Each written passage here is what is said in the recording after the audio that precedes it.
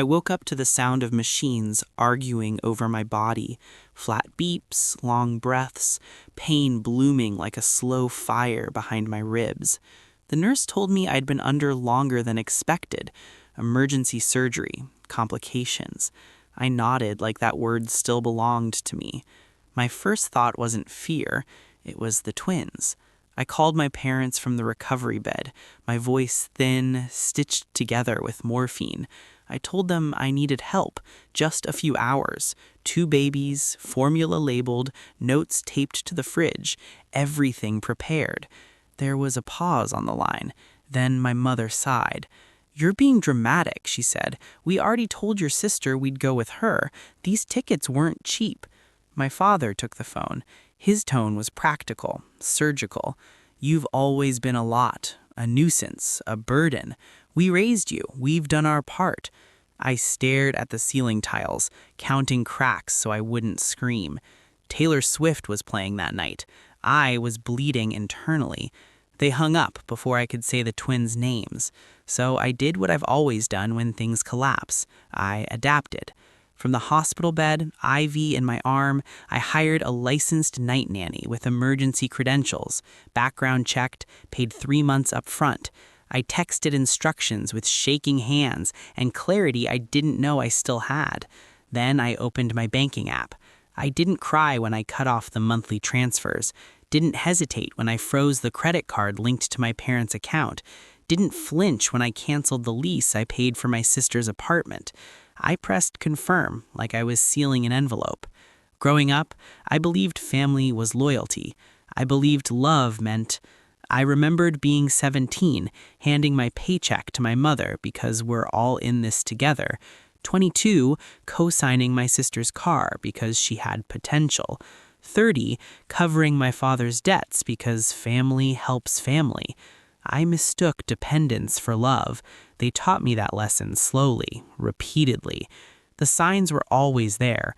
Missed birthdays, dismissed milestones.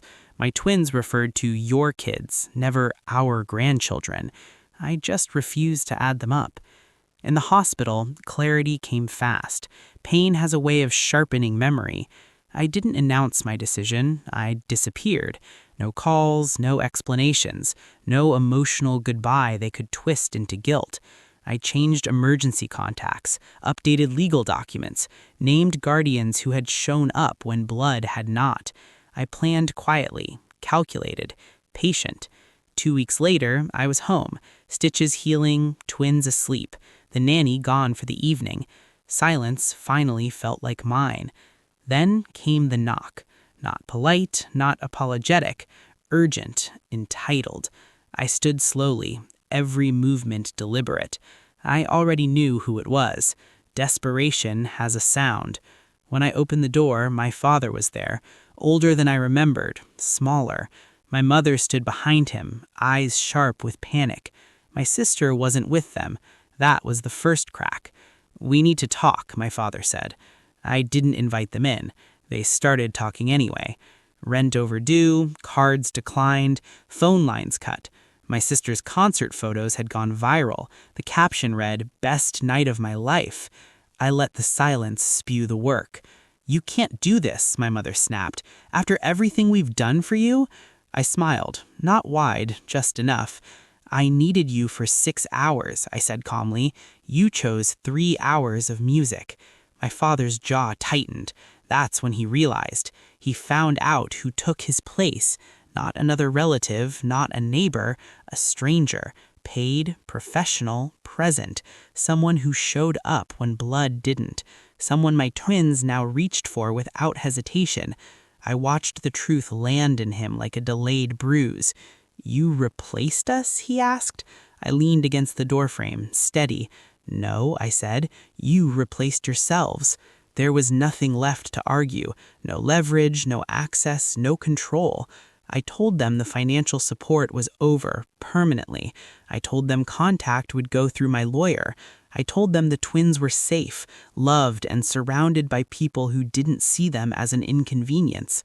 My mother cried then, loud, performative. It didn't move me. I closed the door while they were still standing there. Later that night, I sat on the floor between the cribs, listening to synchronized breathing. The house felt lighter, quieter, honest. I didn't feel guilty. I felt precise.